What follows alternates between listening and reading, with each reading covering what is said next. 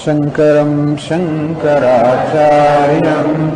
केशवं बादरायणं सूत्रभाष्यकृतौ वन्दे भगवन्तौ पुनः पुनः।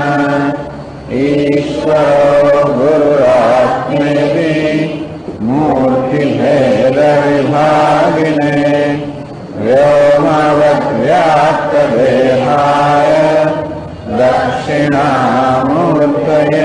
नमः। नमः श्री शंकरानंद गुरुपादाम्बुजन्मने सविलास महामोह ग्राहग्रासैक कर्मणे।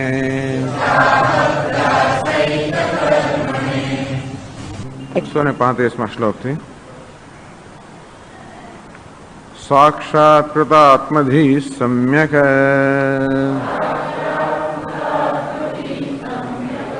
अविपर्यय बाधितः किमिच्छन् कस्य कामाय शरीरमनुसंज्वरेत् जगन्मिथ्यात्वधीभावात् आक्षिप्तौ काम्यकामुकौ तयोरभावे संतापः शाम्ये निस्नेहदीपवत्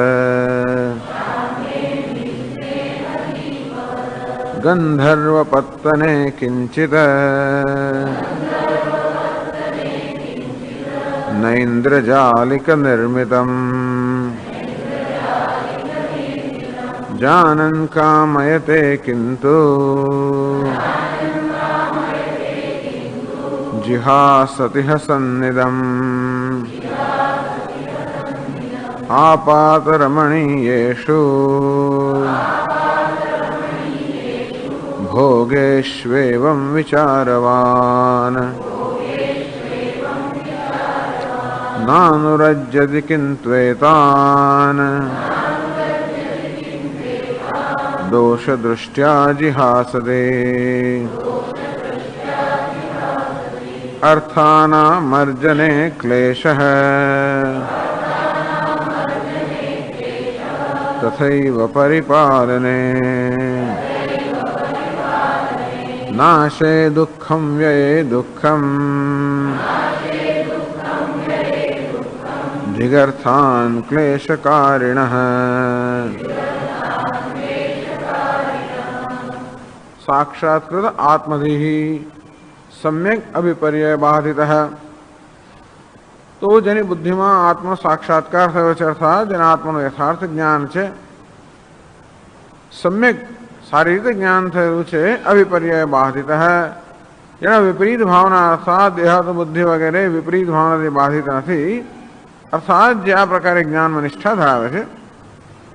કિમિચ્છન કસ્ય કામાય, પૂર્ણાત્મા સુસમીક્ષતા, આત્માની પૂર્ણતાના જ્ઞાનમાં જે નિષ્ઠા ધરાવે છે. કિમિચ્છન, તો હવે હું જ્યારે પૂર્ણ છું ત્યારે કયા પ્રકારની ઈચ્છા હોઈ શકે? કસ્ય કામાય, જ્યારે જગતનો હું આત્મા જ છું, જે કંઈ છે તે હું જ છું, ત્યારે હવે કામનાનો વિષય રહેતો નથી. હું સ્વયં પૂર્ણ હોવાને કારણે મારા કોઈ કામના રહેતી નથી, અને જે કંઈ છે આત્મા હોવાને કારણે કામનો કોઈ વિષય ત્યારે રહેતો નથી. કિમિચ્છન કસ્ય કામાય શરીરમ અનુસંજોરેત, અંતો પછી શા માટે શરીરની પાછળ સંતપ્ત થાય? તો આ શ્લોકની જે બીજી પંક્તિ છે, એટલે કે ઉત્તરાર્ધ, એ હવે સમજાવે છે. જગન મિથ્યાત્વધીભાવાત આક્ષિપ્તૌ કામ્ય કામુકૌ. જગન મિથ્યાત્વધીભાવાત, આ જગતનું મિથ્યાત્વનું જ્ઞાન હોવાને કારણે કામ કામો આક્ષિપ્તૌ નિરસ્તૌ.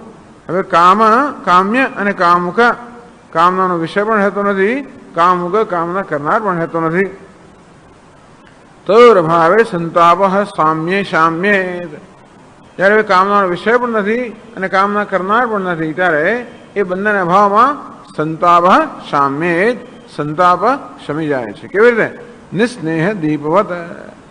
જેવી રીતે દીવાની અંદર સ્નેહ અર્થાત ઘી કે તેલ જ્યારે બળી જાય ત્યારે જેમ દીવાની જ્યોત બુઝાઈ જાય તેવી રીતે આ સંતાપની જ્યોત બુઝાઈ જાય છે.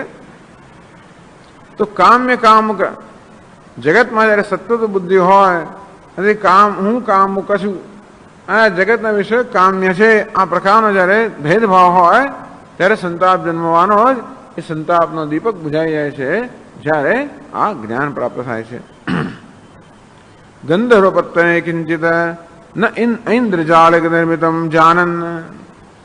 એ જાણે કે આ ગંધર્વપત્તન, આ ગંધર્વ નગરી તો કોઈ જાદુગરે રચેલી છે.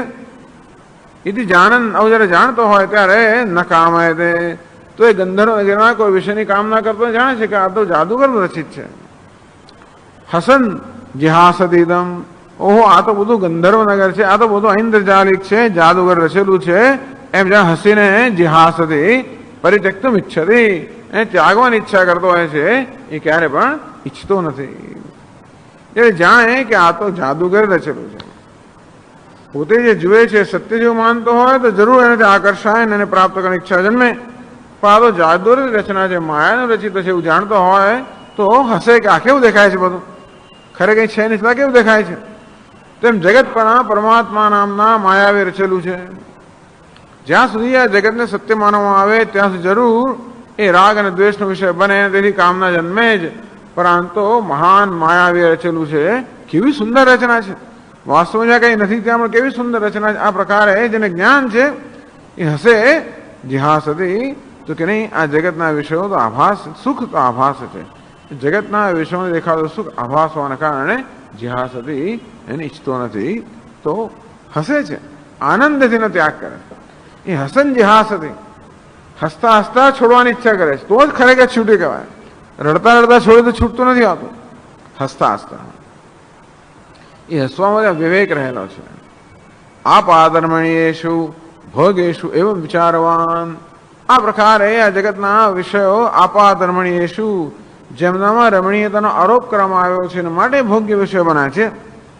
એવં વિચારવાન, જ્યારે આ પ્રકાર વિચાર કરે કે આ તો માયાની રચના છે, અર્થાત જે સુખ દેખાય છે આભાસ છે, ન અનુરજ્યતિ, તો જગતના વિષયમાં કોઈ આસક્ત થતું નથી. કિંતુ એતાન જિહાસદી, પરંતુ એમને વાસ્તવમાં ત્યાગવાની ઈચ્છા કરે છે. એ જ્ઞાની હોય તો જાણે છે મિથ્યાત્વ, અને તો એને કોઈ આસક્તિ જન્મતી જ નથી.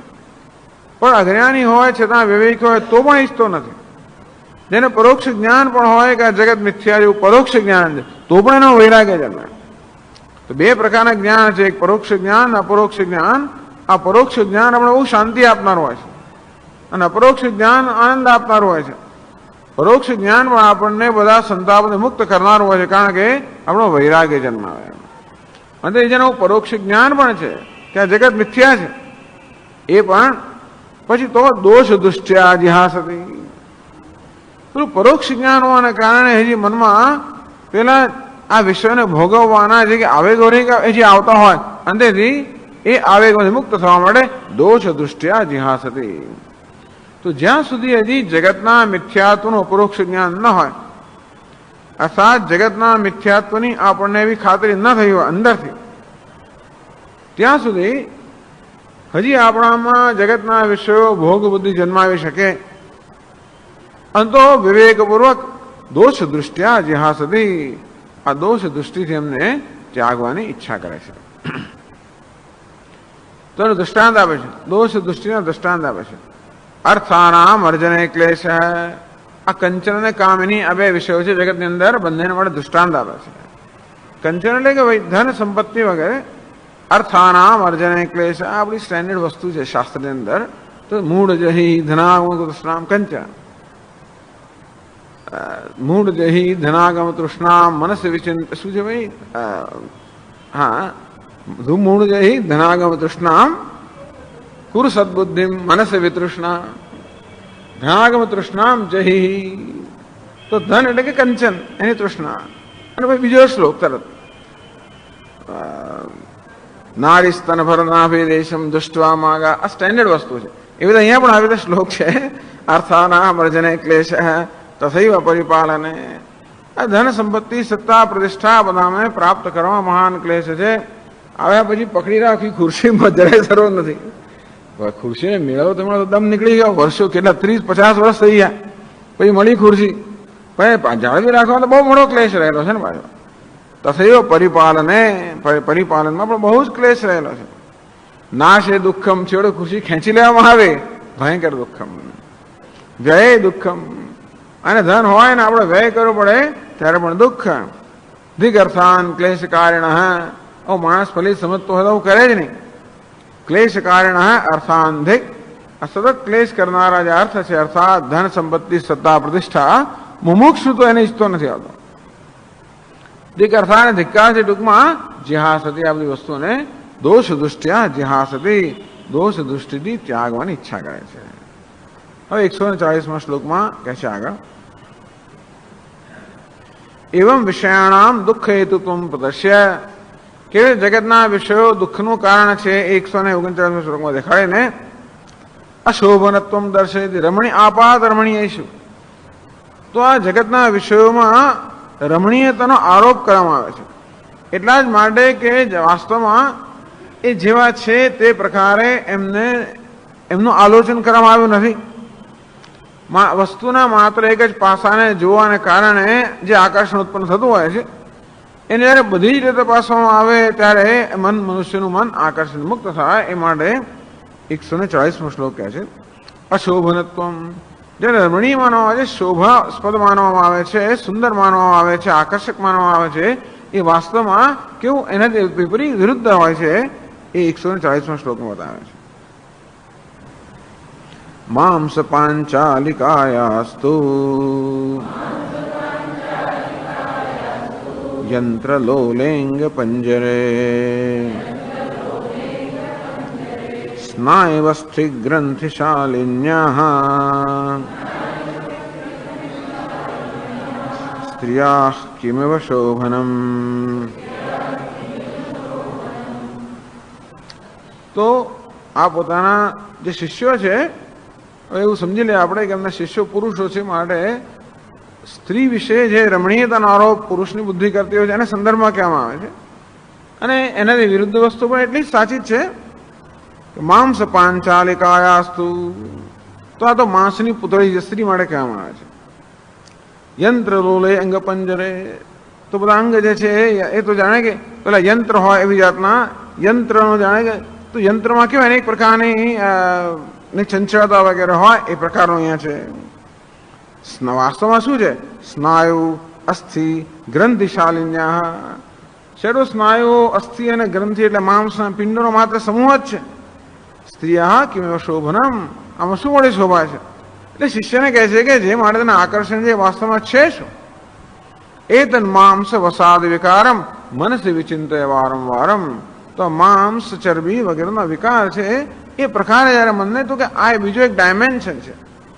જે વસ્તુ બહાર એક પ્રકારે દેખાતી હોય એનું બીજું ડાયમેન્શન અર્થાત એનો બીજો જે અંશ છે એ કેવો છે પણ બતાવે છે. આ રીતે કોઈ વસ્તુનું જયારે સમગ્રતા આલોચન કરવામાં આવે ત્યારે માત્ર એક અંશને જોવાને કારણે જે પ્રકારનું આકર્ષણ જન્મ્યું હોય એ આકર્ષણ મુક્ત થાય. આ દોષ દર્શનનો એક બીજું દ્રષ્ટાંત આપવામાં આવ્યું. 141મા શ્લોકમાં કહે છે એવમાદિષુ શાસ્ત્રેષુ દોષા સમ્યક પ્રપંચિતાઃ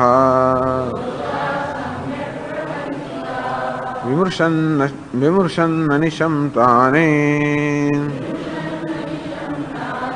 કથમ દુઃખેષુ મજ્યતે. એવમ આદિષુ શાસ્ત્રેષુ, શાસ્ત્રમાં આ પ્રકારના શાસ્ત્રના વચનમાં દોષા સમ્યક પ્રપંચિતા, તો વિષયની અંદર આ કંચન કામી વગેરેમાં જે દોષ છે સમ્યક વિસ્તારથી બધાનો પ્રપંચ કરવાનો. તમે પેલો વિચાર સાગર ગ્રંથો જયારે વાંચો ત્યારે વિસ્તાર એવો પ્રપંચ કરવામાં આવતો હોય. શું કરવા કરે છે મને ખબર નથી, પણ ટૂંકમાં શાસ્ત્રમાં આ બધી વસ્તુનો વિસ્તાર કરવામાં આવ્યો હોય છે. જે માણસ આવું કહેવાની જરૂર પડે છે હજી વેદાંતનો અધિકારી નથી મારી દ્રષ્ટિએ તો, પણ છતાં ચાલો માની લો કે આવી જાતનો પ્રપંચ વિસ્તારથી કહેવામાં આવ્યો હોય છે જેથી માણસ આ રીતે વિચારી શકે. ટૂંકમાં જે કોઈ પ્રકારના ભોગના સંસ્કાર રહી ગયા હોય એ જ્યારે અભિવ્યક્ત થાય ત્યારે કેવી રીતે પોતાના મનની વૃત્તિઓ સાથે કામ પાડવું એ માટે આ દોષ દર્શનથી કેમ વૃત્તિનું નિવારણ કરવું એ માટેના કેટલીક આવી રીતે માર્ગદર્શન આપવામાં આવે છે. એને કારણે મનમાં કોઈ પ્રકારની ઘૃણા કે તિરસ્કાર ન જન્મવો જોઈએ. એ પણ એક બીજી વસ્તુ મહત્વની વસ્તુ છે કે આપણા મનમાં જેવી રીતે વસ્તુનું આકર્ષણ ન હોવું જોઈએ તેમ એના પ્રત્યે કોઈ ઘૃણા પણ ન હોવી જોઈએ.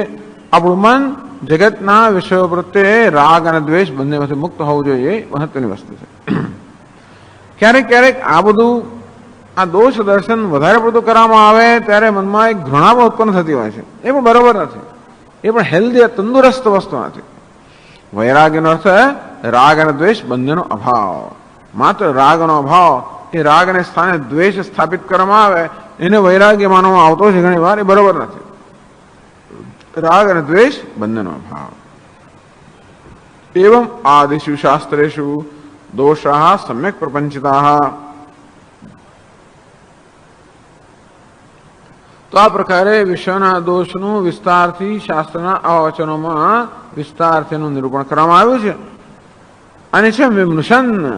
સતત આ રીતે જગતના પદાર્થોના દોષનું વિમૃશન એનું આલોચન કરતા કરતા કસમ દુઃખે સમજતી કેવી રીતે કોઈ પણ દુઃખની અંદર નિમગ્ન થાય તો કે ન જ થાય. ગયા વખતે કહેવામાં આવ્યું તે પ્રમાણે ચિંતન કરવાને કારણે આસક્તિ જન્મે કે રાગ જન્મે તેવી રીતે માત્ર દોષનું ચિંતન કરવાને કારણે દ્વેષ જન્મે. જ્યાં દ્વેષ હોય ત્યાં ગુણનું ચિંતન, જ્યાં રાગ હોય ત્યાં દોષનું ચિંતન. એટલા જ માટે કે જગતનો દરેક દરેક પદાર્થમાં ગુણ અને દોષ બંને રહેલા છે. એ પ્રકારે જ બધી વસ્તુની રચના કરવામાં આવી છે.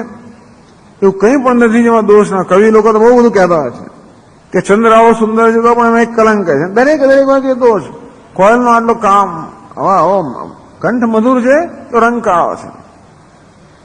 ટૂંકમાં આવું બહુ હવે આ તો યાદ કરવું પડે. ટૂંકમાં મોર આવો સુંદર છે અને છતાં એના પગ આવા કદરૂપા છે. દરેક દરેકમાં કશો ને કશો ભગવાન દોષ મૂકેલો જ છે. જગતની કોઈ વસ્તુ નિર્દોષ ના હોઈ શકે. એવું પણ કંઈ નથી જગતમાં જેમાં માત્ર ગુણ જ હોય ને દોષ ના હોય. સાથે સાથે એવું પણ કશું નથી જેમાં માત્ર દોષ હોય અને ગુણ પણ ના હોય. ઝેરમાં પણ કંઈક ગુણ તો હોય જ છે. અને અમૃતમાં પણ જો વધારે પડતું પાન કરવામાં આવે તો એમાં પણ કદાચ અપચો થઈ જાય. અંદરથી ગુણ અને દોષ બંને દરેક દરેક સ્થળે રહેલા છે. માટે એ બંનેનું વ્યવસ્થિત આલોચન કરવું વિવેકપૂર્વક. અને આ રીતે બધા જ વિષયો પ્રત્યે રાગ અને દ્વેષ બંનેમાં જ મુક્ત થવું તો જ આપણો સંબંધ છે સ્વસ્થ તંદુરસ્ત એક સંબંધ સ્થાપી શકીએ. પછી કોઈ ભય પણ નથી, આસક્તિ પણ નથી, કાંઈ પણ નથી. અને તો પછી કારણ કે જગતના વિષયો સાથે આપણે અંતર ઉત્પન્ન કરી શકીએ અને છતાં પણ એમના પ્રત્યેના રાગ દ્વેષથી અંતર ઉત્પન્ન કરી શકતા નથી. અને તેથી ભલે વિષય મારી સમક્ષ ના હોય પણ છતાં એની પ્રત્યે રાગ દ્વેષ તો એને ચિંતન માત્ર મારું વિક્ષિપ્ત થઈ જાય. અને માટે એ મનમાં પણ રાગ દ્વેષ છે એમાંથી મુક્ત થવા માટે વિવેકની આવશ્યકતા છે. એ વિવેક કહેવામાં આવ્યો. વિષય દોષ દર્શને સતી. આ પ્રકારે જયારે વિષયના દોષનું દર્શન કરવામાં આવે ભોગ ઈચ્છા અભાવે તો આવે તે જગતના એટલે વિષયના દોષનું દર્શન કરવાને કારણે કે ભોગની ઈચ્છા તો કે નિવૃત્ત થઈ જાય છે. ભોગની ઈચ્છા જન્મે ખરી પણ જયારે એ ભોગ્ય વિષય છે એના દોષનું જયારે મનને દર્શન કરવામાં આવે ત્યારે ઈચ્છા નિવૃત્ત થઈ જાય. વિષય દોષ દર્શને સતી ભોગ ઈચ્છા અભાવે તો ભોગની ઈચ્છા નિવૃત્ત જયારે થયા ત્યારે એ માટે યુક્તિ સહિત એક દૃષ્ટાંત આપે છે. 142માં શ્લોકમાં કહે છે ક્ષુધયા પીડ્યમાનોપી ન વિષમ્યત્વમિચ્છતિ મિષ્ટાન્નધ્વસ્તતૃજાનન્ન નામૂઢસ્તજ્જિગત્સતે.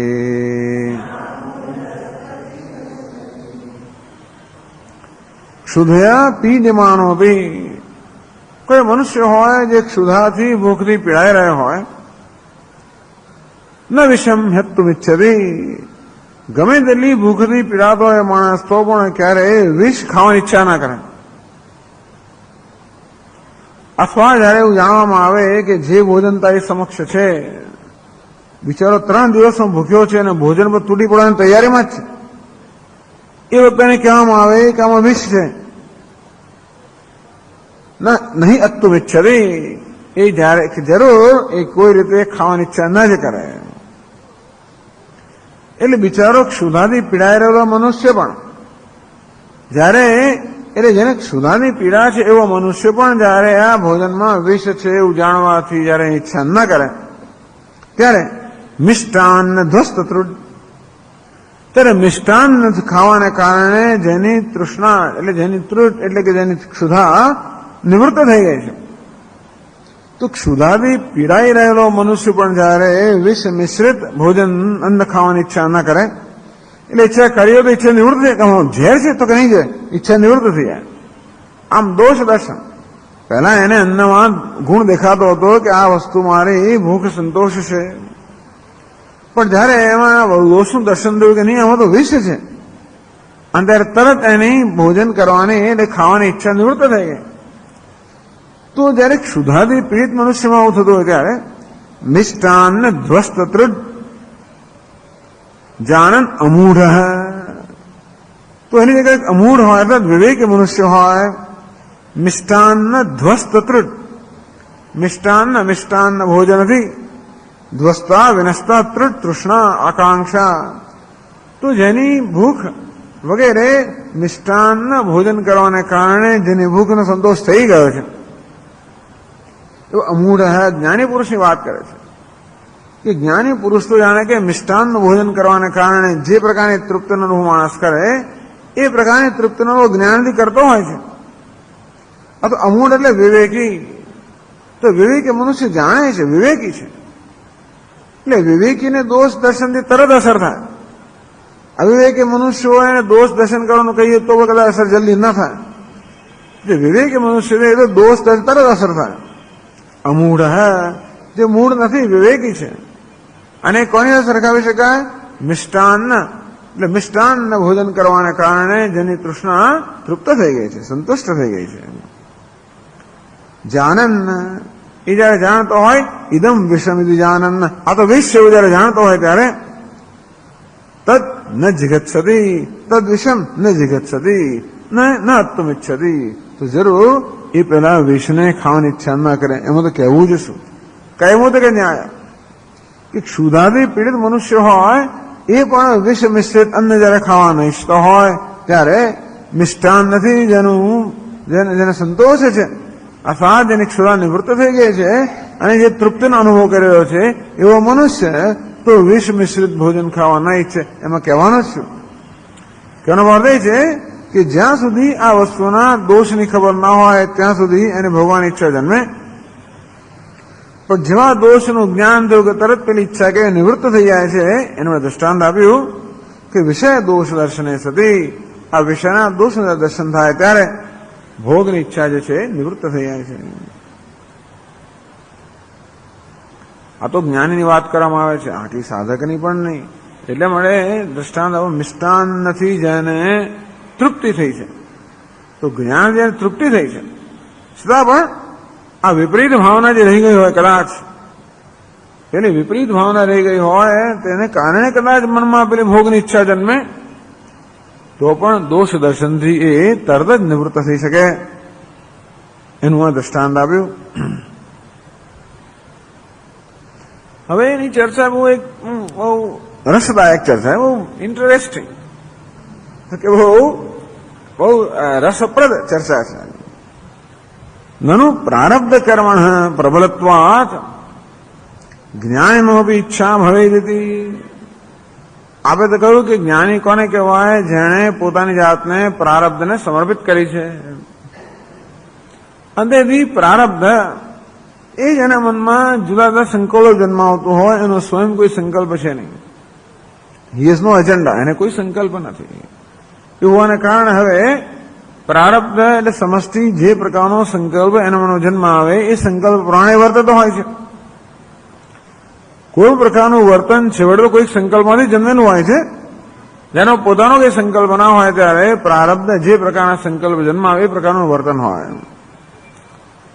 તો આવા પ્રારબ્ધ કર્મને કારણે પ્રારબ્ધ કર્મ પ્રબલત્વાદ, આ પ્રારબ્ધ કર્મ અત્યંત પ્રબળ હોવાને કારણે જ્ઞાનીનો પણ ઈચ્છા ભવે.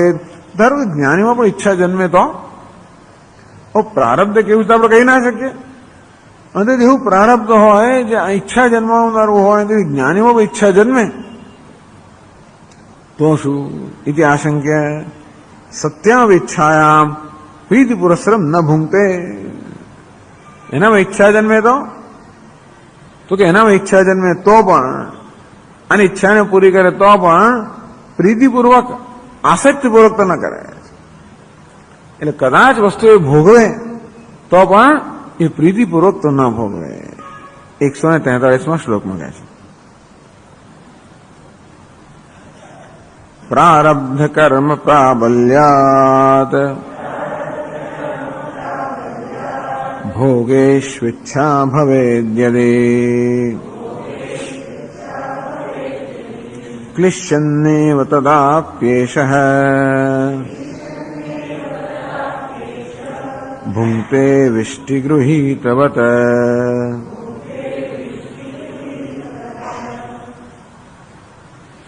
પ્રારબ્ધ કર્મ પ્રાબલ્યાત, પ્રારબ્ધ કર્મની પ્રબળતાને કારણે ભોગેશુ ઈચ્છા ભવેદ, યદિ ભોગેશુ ઈચ્છા ભવેદ, ધારો કે ભોગમાં એની ઈચ્છા જન્મી પ્રારબ્ધ કર્મની પ્રબળતાને કારણે, તદાપી ત્યારે પણ ક્લિશ્યન એવ ભૂંગતે, એ મનમાં ક્લેશ કરતો જ એ ભોગવે કશું તોય પણ ક્લેશ કરતો ભોગવે. કે વિષ્ટિ ગૃહીત, વિષ્ટિ નામ વેતનમ, વિષ્ટિ વેતન, યથા વિષ્ટિગ્રાહી વૈતનિક રાજાનુચર.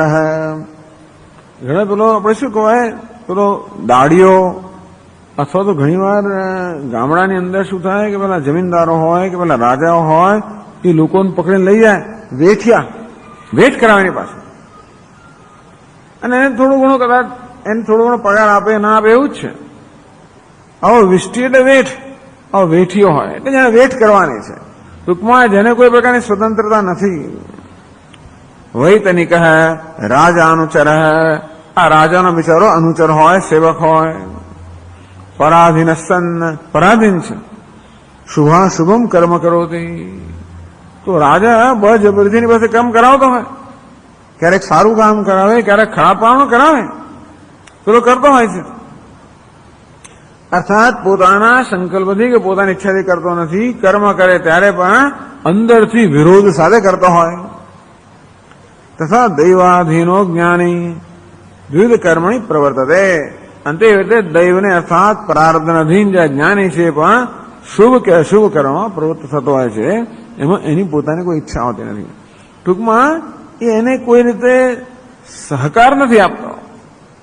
ધારો કે પ્રારબ્ધની પ્રબળતાને કારણે મનમાં ઈચ્છા જન્મી અને માટે ધારો કે ઈચ્છા પૂરી કરતો હોય તોય પણ કમ અને ઈચ્છા પૂરી કરતો હોય, ક્લેશ સાથે ઈચ્છા પૂરી કરતો હોય, વિરોધ સાથે ઈચ્છા પૂરી કરતો હોય. એવું એ તમને ક્યાંથી લાગે છે? તમે કે એમના મનમાં પેસી ગયા છે, તમને શું ખબર પડે? કથમ એ તદ અવગમ્યેત, તો કે આ જ્ઞાની પુરુષો ધારો કે જગતના વિશ્વને ભોગવતા હોય અને તો પણ અંદરથી ક્લેશ સાથે ભોગવતા હોય છે, એવી આપને ખબર કેવી રીતે પડી? એવું કેવી રીતે સમજ એવા નિર્ણય પર આપ કેવી રીતે આવ્યા? તો કે લોકદર્શનાત, કારણ કે આ પ્રકારે જોવામાં આવે છે. 144માં શ્લોકમાં કહે છે ભુંજાના વા અપી બુધાઃ શ્રદ્ધાવંતઃ કુટુંબિનઃ નાદ્યાપિ કર્મનશ્છિન્નમ ઇતિ ક્લિશ્યન્તિ સંતતમ.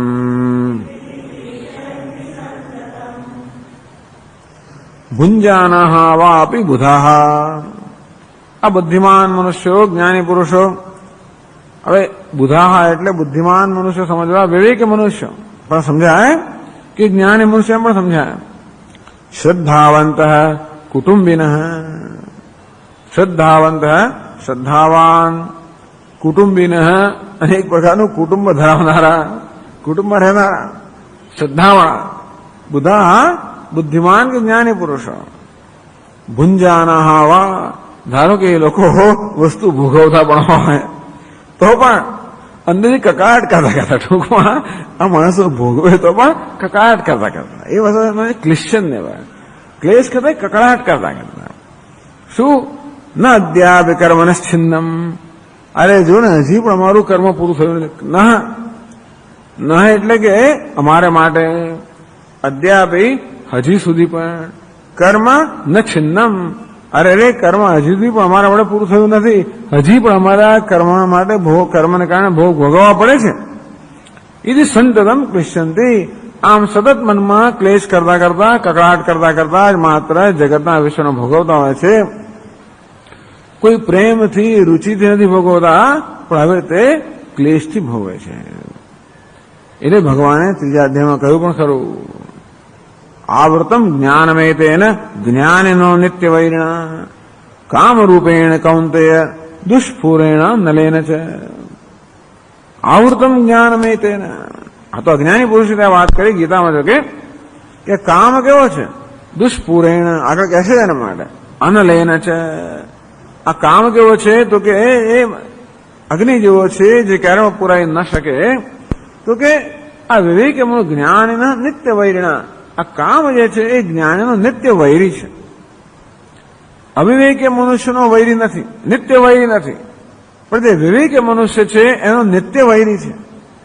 એટલા જ માટે કે વિવેકી મનુષ્યના મનમાં ધારો કે કોઈ પણ સંસ્કારને કારણે કે કર્મને કારણે ગમે તે કારણે કામના ધારો કે ઉઠે, કામના જાગૃત થાય અને કદાચ એ કામનાને સંતુષ્ટ કરે તો પણ સતત ક્લેશ થતો અંદર છે. એ જાણે છે કે આ મારો વૈરી છે. જ્ઞાન એના નિત્ય વૈરીણા, એ કામનાને વૈરી રૂપે જુએ છે, મિત્ર રૂપે જોતો નથી.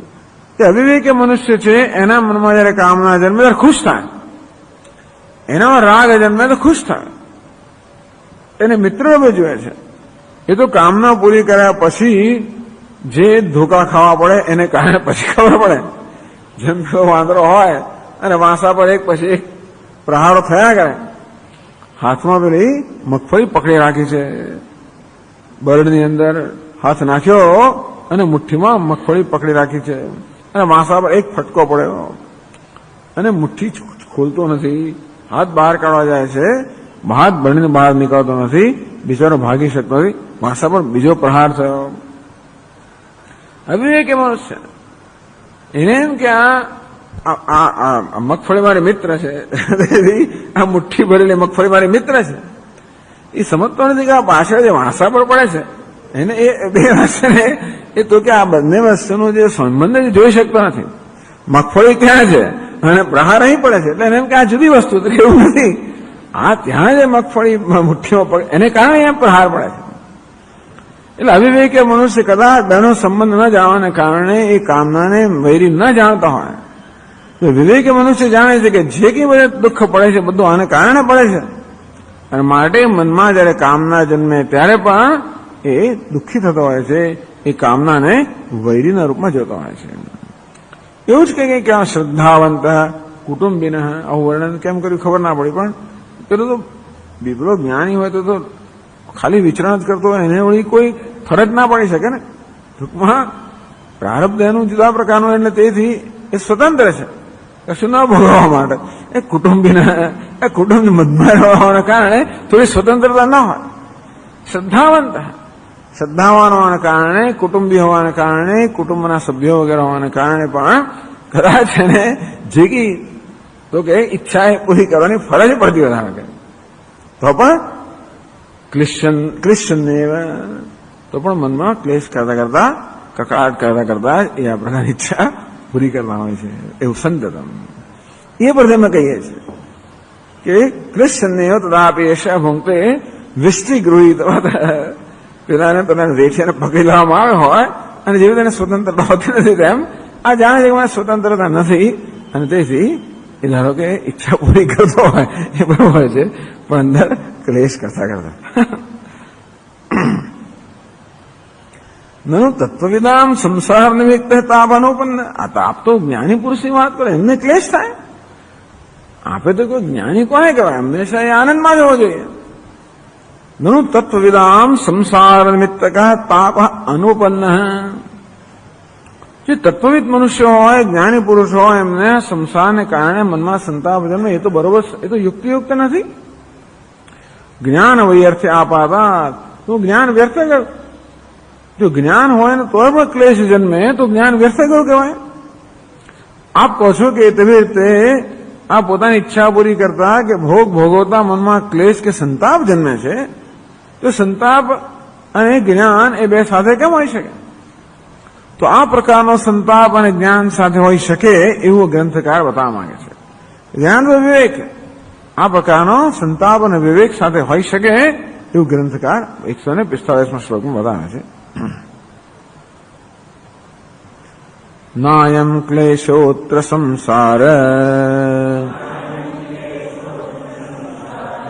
તાપઃ કિંતુ વિરક્તતા ભ્રાંતિ જ્ઞાન નિદાનો હિ તાપ સાંસારિક સ્મૃત.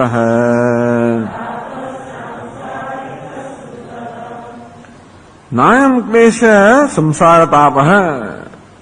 આ જે ક્લેશ છે નાદ્યાવિ કર્મનશ્ચિન્નમ. અરે હજી પણ આ પ્રારબ્ધમાંથી આપણે છૂટ્યા નથી. બડા સ્વામીજી ઘણી વાર કહે તપોવન મહારાજ માટે, એટલે એમને કંઈક ઉંમર થઈને હોવાને કારણે વ્યાધિ શરીરની અંદર કંઈ રોગ વગેરે થયો હોય તો કે ચાલો મહારાજજી દિલ્હી, ત્યાં જઈને ડોક્ટરોથી આ બરોબર નિદાન કરાવે, ચિકિત્સા કરાવે. તો કે શાને માટે? શા માટે મારે હવે આવું કરવું જોઈએ? શા માટે જીવનને ટકાવી રાખવું જોઈએ? ટૂંકમાં શેને માટે? ટૂંકમાં આવી વસ્તુને ટકાવી રાખવાને ક્લેશ ન થતો હોય. રાહના જોઈ રહ્યા. આગળ કહેવામાં આવે ને કે પેલા બે મુસાફર યાત્રિકો જઈ રહ્યા છે. એકને ખબર છે કે હવે આપણું ધ્યેય તો આવી જ ગયું છે, ગમે તેટલો થાકી ગયો તો પણ ધ્યેય નજીક જ છે, જ્ઞાનથી ઝડપથી ચાલી જાય છે. જ્યારે બીજો બિચારો ખબર જાણતો નથી અને માટે ત્યાં આગળ બેસી જાય. તેવી રીતે જે આવી જ ગયું છે અને માટે હવે શા માટે એમાં વિલંબ કરવો? વિલંબ કરવાના ઈચ્છે એવું કંઈક.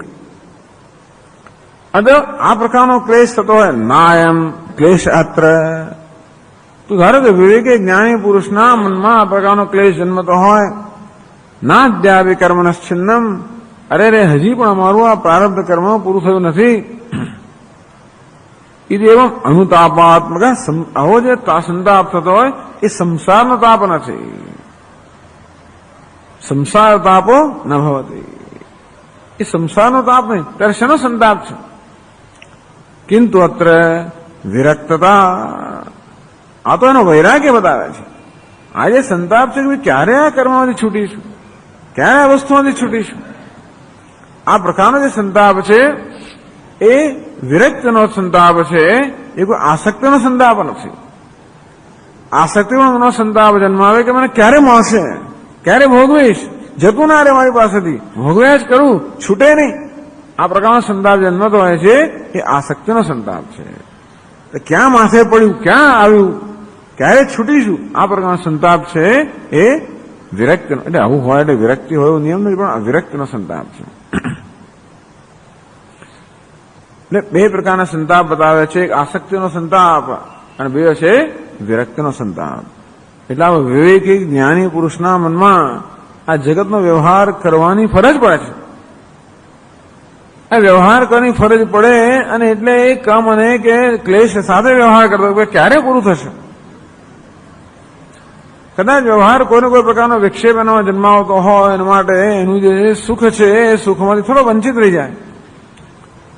એટલા જ માટે યાજ્ઞવલ્ક્ય ઋષિ આવીને કે પોતાને ત્યાં જાહેર કરે છે પોતાની પત્ની મૈત્રીને કહે છે કે એ મૈત્રી, હવે હું તો સંન્યાસ લઈ લેવાનો છું, અર્થાત હવે તો હું પરિવ્રાજક બની જવાનો છું.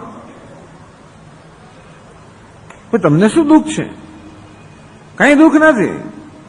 આ છતાં પરિવ્રાજક બનવાનું પસંદ કરે છે એટલા જ માટે કે જે કંઈ થોડું ઘણું પણ એક સંસારની કુટુંબની વ્યવસ્થામાં રહેવાના કારણે જે કંઈ થોડું ઘણું પણ એના સુખમાં અવરોધ આવે એ પણ એ સ્વીકારી શકતા ન હોવાને કારણે પરિવ્રાજક બનવા માંગે છે, જેને મહાત્માઓ જીવન મુક્તિનું વિલક્ષણ સુખ, જીવન મુક્તિનું જે વિલક્ષણ સુખની અંદર જે થોડો ઘણો પણ અવરોધ આવતો હોય એ પણ એ લોકો સહન સ્વીકારી શકતા નથી, અને માટે ક્યારે અવરોધ મુક્ત થઈશું આ પ્રકારનો સંતાપ કરતા હોય તો એ સંતાપ સાંસારિક સંતાપ નથી, એ વાસ્તવમાં વિરક્તિનો સંતાપ છે. એવું કેમ કહેવાય? સંતાપ તો સંતાપ જ કહેવાય ને. તાવગત્વ ભાવે યુક્તિમાં સંતાપ તો સંતાપ જ છે ને. કોઈ સંસારી મનુષ્ય પોતાને કશું ન મળે માટે સંતાપ કરતો હોય, અને આ માણસ પોતે હવે ક્યારે છૂટશે માટે સંતાપ કરતો હોય તો સંતાપ તો ખરો જ ને. તો એકને આપ સાંસારિક સંતાપ કહો અને બીજાને વૈરાગ્યનો સંતાપ કહો, એવું કેમ? તો બીજી પંક્તિમાં કહે છે, ભ્રાંતિ જ્ઞાન નિદાનો હિ તાપ સાંસારિક સ્મૃત. સાંસારિક તાપ, જેને સાંસારિક સંતાપ કહીએ, એ ભ્રાંતિ જ્ઞાન નિદાનો હિ, એ ભ્રાંતિ જ્ઞાનને કારણે પેલો સાંસારિક સંતાપ જન્મતો હોય છે. ભ્રાંતિ જ્ઞાન નિદાન ભ્રાંતિ જ્ઞાન કરણક. ભ્રાંતિ જ્ઞાન એટલે શું? ટૂંકમાં જ્યાં સુખ નથી ત્યાં સુખના દર્શન કરવા અને પછી એની ઈચ્છા કરવી, અને નિરાશા જન્મે તો પણ સંતાપ. એટલે આપણે કોને સંસારનો સંતાપ કહીએ? જે સંતાપ ભ્રાંતિમાંથી જન્મ્યો. એક તો ભ્રાંતિ એ છે કે હું દુઃખી છું અને માટે મને સુખ મળવું જોઈએ. બીજી ભ્રાંતિ એ છે કે પેલા વિષયમાં સુખ રહેલું છે. આ બંને વસ્તુ, જ્યાં સુખ નથી ત્યાં સુખ પ્રાપ્ત કરવાનો પ્રયત્ન નિરાશા જન્માવે, અને જ્યાં દુઃખ નથી ત્યાં દુઃખની કલ્પના કરીને એ કલ્પિત દુઃખ દૂર થતું જ નથી. ગમે તે કરીએ તો પણ પેલું અંદરનું દુઃખ દૂર થતું નથી, કારણ કે એ દુઃખ વાસ્તવિક નથી. એ વાસ્તવિક દુઃખ હોય તો દૂર થાતે ખરો, વાસ્તવિક ન હોવાના કારણે દુઃખ દૂર થતું નથી. અમારે એ બધો ક્લેશ કે સંતાપ છે એ ભ્રમમાંથી, અવિવેકમાંથી, અજ્ઞાનમાંથી જન્મેલો હોવાના કારણે એને આપણે સાંસારિક સંતાપ કહીએ.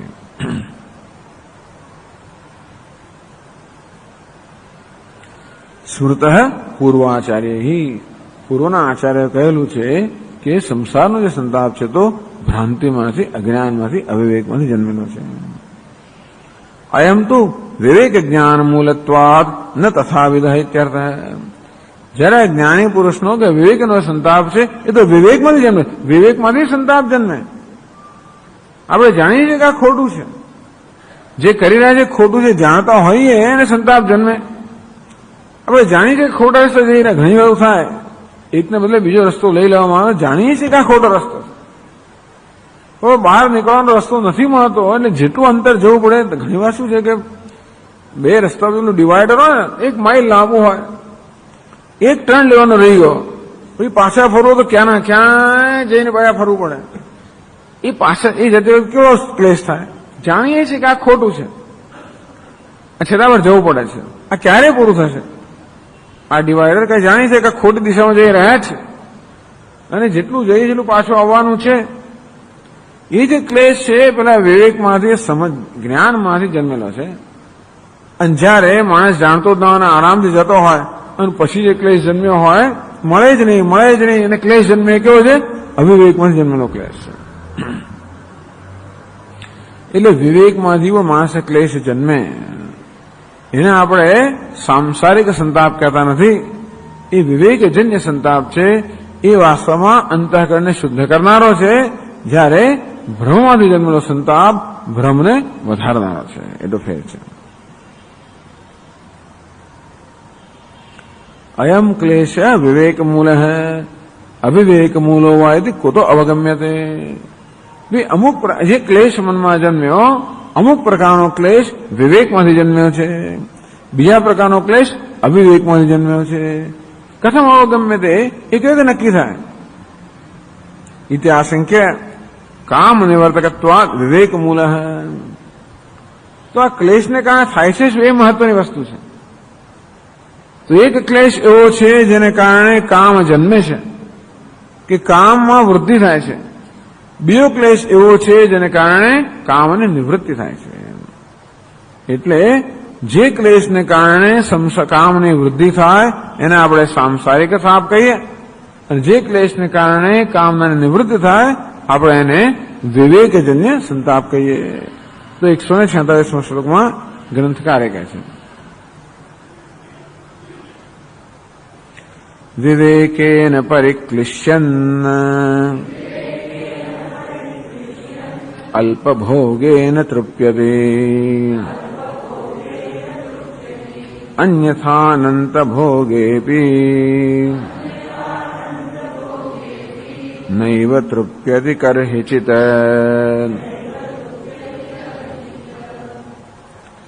વિવેકેન પરિક્લિશ્યન, આ વિવેકને કારણે મનમાં જો ક્લેશ જન્મતો હોય તો અલ્પભોગેન તૃપ્યતિ, એને તરત તૃપ્તિ જન્મી જાય. એ જાણે છે કે આ ખોટી વસ્તુ થઈ રહી છે, અને તેથી ધારો કે એને એ વસ્તુ પોતાની ઈચ્છા પૂરી કરવી પડે, કોઈ વસ્તુ ભોગવવી પડે, તો પણ વિવેકને કારણે મનમાં જે સંતાપ જન્મ્યો છે તેથી એ વિવેક એને તૃપ્ત કરે છે. એ વિષય ભોગવે છે એને તૃપ્ત નથી કરતો.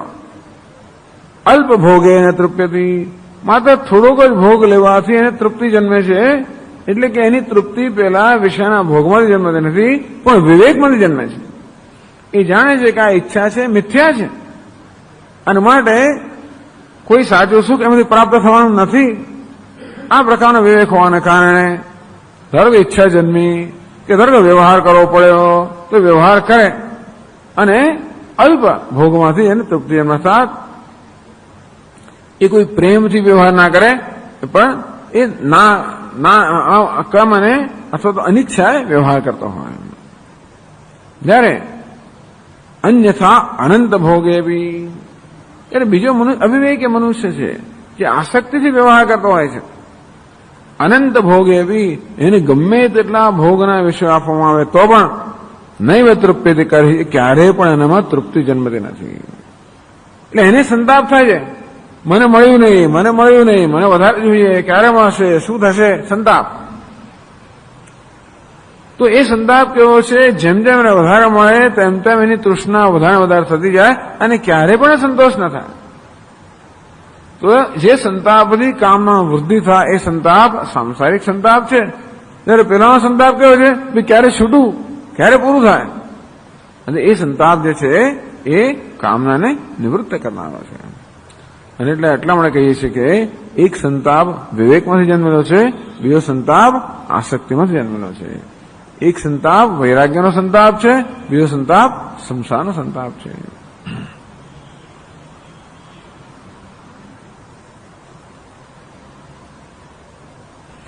આવું તમે ક્યાંથી લાવ્યા કે પેલાને વિવેકથી, એક જણને વિવેકથી તૃપ્તિ થાય છે અને બીજાને ભોગથી તૃપ્તિ થાય છે? આવું તો સાંભળ્યું નથી. વિવેકિનૈવ અવિવેકેનોપી ભોગેનૈવ તૃપ્તિ સ્યાદ. ભાઈ માણસને જે તૃપ્તિ જન્મે એ તો વસ્તુને ભોગવવાથી જન્મે ને, એમને એમ તૃપ્તિ ક્યાંથી જન્મે? વિવેકી હોય કે અવિવેકી હોય, પરંતુ વિષયને ભોગવાથી તૃપ્તિ જન્મે. એમાં ખાઈએ ત્યારે મનમાં તૃપ્તિ જન્મે, એમાં વિવેક ને અવિવેકનો પ્રશ્ન જ ક્યાં છે? ભૂખ લાગી હોય ને આપણે ભોજન કરીએ તો મનમાં તૃપ્તિ જન્મે. તો વિવેકી માણસ હોય કે અવિવેકી માણસ હોય, જે હોય તે, પરંતુ તૃપ્તિ તો વિષયને ભોગવવાથી જન્મતી હોય છે. અને તેથી હવે મહત્વની વસ્તુ એ છે કે એવું કહેવામાં આવ્યું કે એક મનુષ્યના મનમાં વિવેકને કારણે તૃપ્તિ જન્મે છે, જ્યારે બીજાના મનમાં ભોગને કારણે તૃપ્તિ જન્મે છે. તો ભોગને કારણે તૃપ્તિ જન્મતી હોય એની તૃપ્તિ તો ક્ષણિક હોવાને કારણે ભોગની ઈચ્છા વધતી જવાની, જ્યારે વિવેકને કારણે જે તૃપ્તિ જન્મતી હોય છે એ ઈચ્છાને હંમેશ માટે નિવૃત્ત કરી દેવાની. તો એવું શા પરથી આપ કહો છો? આવું આપ ક્યાંથી લાવ્યા? ભોગસ્ય તૃપ્તિ હેતુત્વ ભાવ પ્રતિપાદિકામ શ્રુતિમ પઠતી. આ તો મહાભારતનું વાક્ય છે, પણ શ્રુતિમાં આવતું હશે વાક્ય. તો કેવી રીતે ભોગ એ તૃપ્તિનો હેતુ નથી હોતો? ભોગ એ ક્યારેય પણ તૃપ્તિ ઉત્પન્ન કરતો નથી. જ્યારે પણ તૃપ્તિ ઉત્પન્ન થાય ત્યારે વિવેકમાંથી જ થતી હોય છે, ભોગમાંથી નહીં. એ વસ્તુ કહેવા માટે એક પ્રસિદ્ધ વાક્ય કહે છે 147માં શ્લોકમાં, ન જાતુ કામઃ કામાનામ ઉપભોગેન શામ્યતિ હવિષા કૃષ્ણવર્તમેવ ભૂય એવાભિવર્ધતે. આ તો મહાભારતનું પ્રસિદ્ધ વાક્ય છે, યયાતિનું આ વાક્ય છે. યયાતિ તો કેવો હતો, એને શાપ મળ્યો અને એનું યૌવન ચાલી ગયું, વૃદ્ધ બની ગયો. ત્યારે પછી એને કહેવામાં આવ્યું કે જો ભાઈ તારો કોઈ પુત્ર તને એનું યૌવન આપી દો, યૌવન તને પાછું મળશે. તારી વૃદ્ધાવસ્થા કોઈ લઈ લે અને એનું યૌવન તને આપે તો યૌવન મળશે. એટલો ભોગમાં આસક્ત હતો એને 3 પુત્રો હતા. પહેલો પુત્ર, બીજો પુત્ર, પણ કોઈ પુત્ર તૈયાર ન થયા. ત્રીજો પુત્ર પુરુરવા. એ કે સારું, ત્યારે જો વિચાર કરો કે પિતાની સેવા ક્યાં સુધી કરે, ભલે આપનો વૃદ્ધાવસ્થા મને આપી દો અને મારું યૌવન આપ લઈ લો. અને પોતાના પુત્રો યૌવન મળ્યા પછી 1000 વર્ષ સુધી એને અનેક પ્રકારના વિશ્વનો ભોગ ભોગવ્યો. અને છેવટે શું કહે છે, એનો છેવટનો અનુભવ કયો, ન જાતો કામઃ કામાનામ ઉપભોગે ને શામ્યતિ. કે નહીં, ન જાતો કદાચિત ક્યારેય પણ કામાના ઉપભોગે ને કામ ન શામ્યતિ. કામના ઉપભોગથી ક્યારે પણ કામ શમતો નથી. એને માટે દૃષ્ટાંત આપવામાં આવ્યું.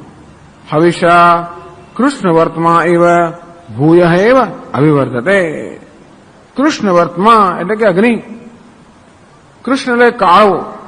અગ્નિ કેવો છે, ધારો કે વનની અંદર આગ લાગી હોય તો પોતાની પાછળ એક કાળો ચીલો છોડીને જતો હોય છે ને અગ્નિ.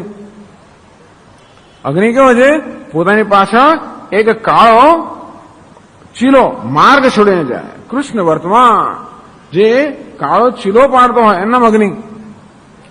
તો અગ્નિ જેવી રીતે હવિષા, અગ્નિમાં જેમ હવિષ હવિષને આહુતિ આપવામાં આવે, અર્પણ કરવામાં આવે, ઘી જેમ રેડવામાં આવે, ભૂય એવ અભિવર્ધતે. આ અગ્નિમાં જેમ જેમ ઘી હોમવામાં આવે તેમ તેમ વધારે વધારે જે પ્રજ્વલિત થતો હોય છે અને વધારે માંગતો હોય છે. અગ્નિ જ્વાળાઓને શિખા કહેવામાં આવે છે, એની જીભ છે. એટલે અગ્નિની 7 જીભ, કાળી કરાળી છે. આ કાળી કરાળી વગર અગ્નિ 7 જીભ છે. એટલા માટે જયારે આપણે હોમ કરતા હોઈએ ત્યારે અગ્નિની જીભમાં આહુતિ નાખવી જોઈએ. ગમે તે આહુતિ નાખી ના ચાલે. બહુ કહેવામાં આવ્યું છે બધું. અગ્નિ દેવતા છે અંદર, એનું ફલાણું તો કે એની આ જીભ છે, પેલું તો એની આંખ છે, અને પેલું તો કે ફલાણું છે, ઢીકણું છે. અને તેથી આંખો ના નાખાય. એમાં નાખે તો પેલું નષ્ટ થઈ જાય. ટૂંકમાં તમે હોમ કરો ને જેમ તેમ નાખો અંદર, જો એની આંખમાં નાખ્યું તમારી આંખ જતી રહે, પેલામાં નાખ્યું પેલું જતું રહે. એટલા માટે અગ્નિ દેવતા જે છે ને એની જીભમાં, એના મોંમાં જ આહુતિ નાખવાની. એટલે જે પેલી જ્વાળાઓ જે છે ને એની જીખવા કહેવામાં આવે છે. કાલી કરાલી છે, મનો જેવા છે. સુધુમ્ર વર્ણા, સુલોચના યા છે સુધુમ્ર વર્ણા. પછી કાલી કરાલી, સુધુમ્ર વર્ણા, સુલોચના, જાત જાતની બધી. વિશ્વરુચિ છે દેવી લેલાયમાના ઇતિ સપ્ત જીહ્વા. સ્ફુલિંગિની વિશ્વરુચિ છે દેવી. સ્ફુલિંગિની ઘણા તણખા ઝરતા હોય. વિશ્વરુચિ ખૂબ જ એકદમ તેજસ્વી હોય. હવે જાત જાતની અગ્નિની બધી જ્વાળાઓ હોય છે. લેલાયમાના ઇતિ સપ્ત જીહ્વા. અગ્નિ 7 જીહ્વા હોય છે. એમાં પેલું હવિષ નાખવું જોઈએ. આમ ગમે તેમ નાખે ક્યાં પડે જવાનું હોય છે. ચાલો, એટલે ટૂંકમાં અગ્નિમાં જેવી રીતે આહુતિ આપવાને કારણે અગ્નિ જ્વાળા વધારે પ્રજ્વલિત થાય છે, તેવી રીતે કામરૂપી અગ્નિમાં પણ જેમ જેમ કામના પૂરી કરવા રૂપી આહુતિ આપવામાં આવે તેમ તેમ કામની જ્વાળા વધુ પ્રજ્વલિત થાય છે. એનો અર્થ એ થયો કે ક્યારેય પણ તૃપ્ત કામને ભોગવવાથી કામનાની તૃપ્તિ થતી નથી. માત્ર વિવેકથી જ તૃપ્તિ પ્રાપ્ત થાય. ખરેખર કદાચ કામના પૂરી કરવાને કારણે જે તૃપ્તિ થાય, ક્ષણિક તૃપ્તિ થાય. તો એ તૃપ્તિ પણ છે નહીં છે, એ કામનાની નિવૃત્તિની જ તૃપ્તિ છે. આપણા મનમાં કામના હતી, તૃષ્ણા હતી, એને કારણે મનમાં જે સંતાપ હતો એ પેલી કામના પૂરી કરવાને કારણે ક્ષણભર એ મનમાં મન આપણું જે છે તૃષ્ણાથી નિવૃત્ત થયું માટે સંતાપથી મુક્ત થયું. જ્યાં સુધી મન એ તૃષ્ણાથી નિવૃત્ત રહે ત્યાં સુધી તૃપ્તિ હોય. બીજી તૃષ્ણા જાગૃત થઈ વળી પાછી તૃપ્તિ જતી રહી. અને તેથી ભોગસ્ય તૃપ્ત હેતુત્વ અભાવ. આ ભોગ ક્યારે પણ તૃપ્તિનો હેતુ હોતો નથી. ત્યારે કયો તૃપ્તિનો હેતુ કોણ છે? વિવેક જ છે. અર્થાત જે વિવેકી મનુષ્ય છે એ વિવેકથી તૃપ્તિ પ્રાપ્ત કરતો હોય છે, ભોગવવાથી નહીં. અવિવેકી મનુષ્ય ભોગવવાથી ક્ષણિક તૃપ્તિ પ્રાપ્ત કરતો હોય છે, પણ છેવટે એટલે કહ્યું અન્યથા અનંત ભોગે બી નૈવ તૃપ્યતિ કહેચિત. તો જે માણસ વિવેકી છે એટલા માટે એને તૃપ્તિ થઈ ગઈ. અલ્પ ભોગે એને તૃપ્યતિ. અલ્પ ભોગથી પણ એમાં તૃપ્તિ જન્મી એ જ બતાવે છે કે એનો વિવેક છે તો તેની તૃપ્તિ જન્મી. જો અવિવેકી મનુષ્યો તો ગમે તેટલો ભોગ કરવા છતાં એનો તૃપ્તિ જન્મી જ ના હોત. એટલે વિવેકથી પણ તૃપ્તિ જન્મી શકે. અંતેથી આ વિવેકી મનુષ્ય છે, જ્ઞાની પુરુષ છે, એ વિવેકથી તૃપ્તિ પ્રાપ્ત કરતા હોય છે. અંતેથી એના મનમાં જે ક્લેશ કે સંતાપ હોય એ કોઈ સાંસારિક સંતાપ નથી, પરંતુ વિવેકમાંથી વૈરાગ્યમાંથી જન્મેલો સંતાપ છે.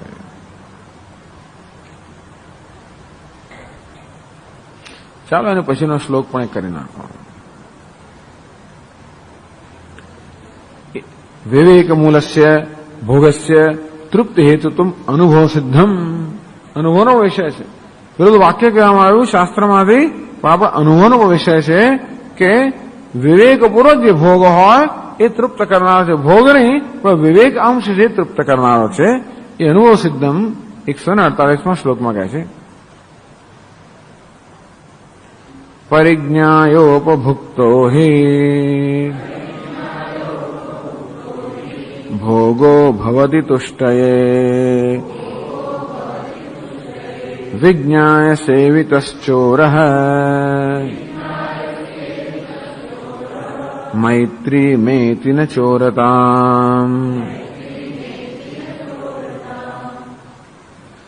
પરિજ્ઞાય ઉપભુક્તો હિ ભોગો ભવતિ તુષ્ટયે.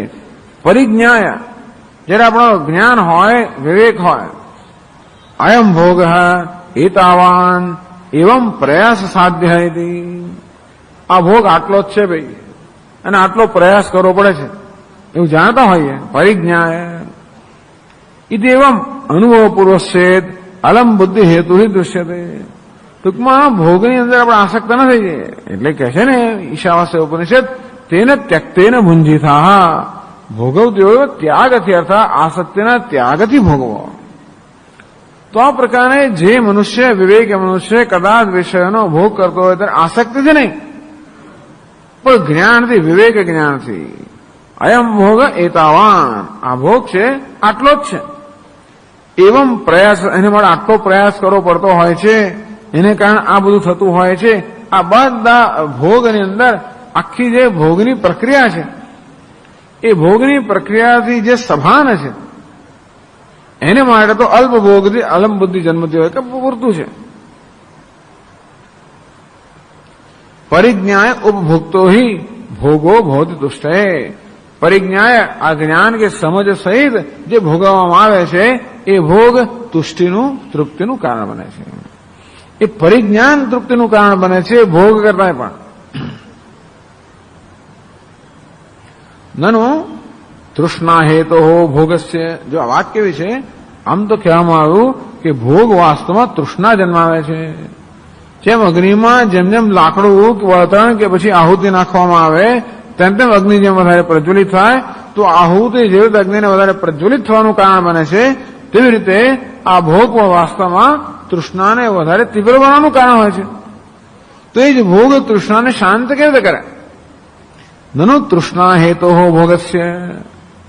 તો ભોગ સામાન્ય તૃષ્ણાનો હેતુ હોય છે. વિવેક સાહચર્ય માત્રેણ. માત્ર વિવેકનું સાહચર્ય આવ્યું. ટૂંકમાં ભોગો તો વિવેક બુદ્ધિ હોય. કથમ તુષ્ટિ કરતું.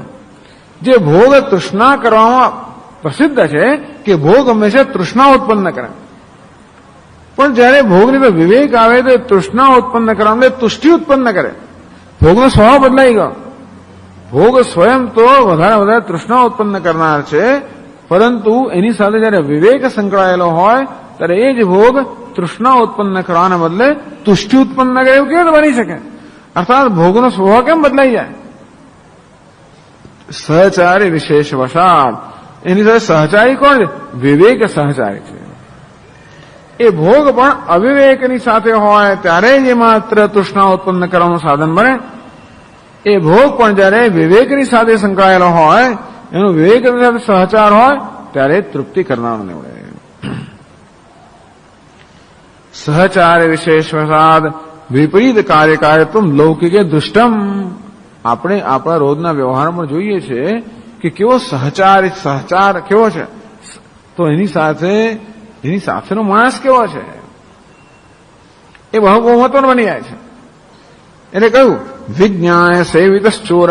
ધારો કે ચોર હોય, વિજ્ઞાય જાણવું કે ચોર છે, સેવિત એની આપણે સેવા કરીએ એટલે મિત્રીકૃત. અયમ ચોર હૈ જ્ઞાત્વા. માણસ ચોર છે એવું ના જાણતા હોઈએ અને આપણે જતા હોઈએ તો આપણું શું થાય તો આપણે જાણીએ છીએ. ટ્રેનમાં આપણે કૂપેમાં બેઠા હોઈએ ફર્સ્ટ ક્લાસની અંદર, આપણી સાથે મુસાફરી કરીને માણસ ચોર છે ન જાણતા હોઈએ તો રાત્રે બધું સભાજટ કરીને ક્યાંનો ક્યાંય શું થઈ જાય ખબર ના પડે. પણ જાણતા હોઈએ કે આ ચોર છે. અયમ ચોર હૈ જ્ઞાત્વા તેન સહ વર્તમાનસ્ય પુરુષસ્ય. એની સાથે મુસાફરી કરનાર જે મનુષ્ય છે એ તો સેવિત, એ તો આપણે એને ખુશ જ કાઢીએ, એને મિત્ર બનાવી દઈએ. ધારો કે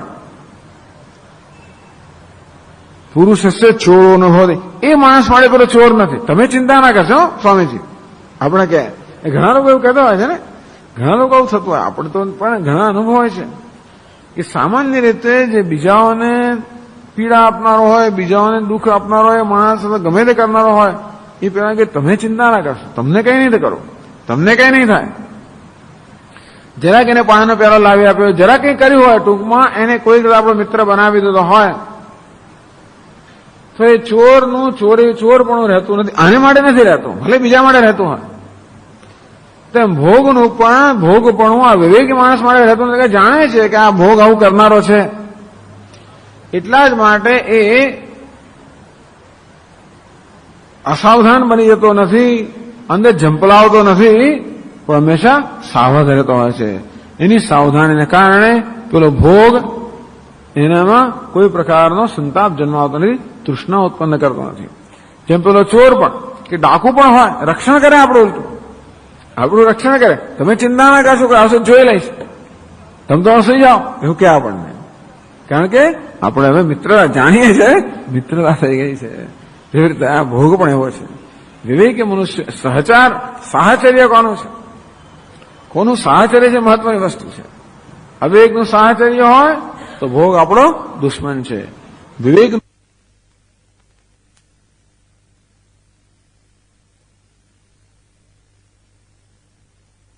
ઓમ પૂર્ણમદ પૂર્ણમિદં પૂર્ણાત પૂર્ણમુદચ્યતે પૂર્ણસ્ય પૂર્ણમાદાય પૂર્ણમેવાવશિષ્યતે.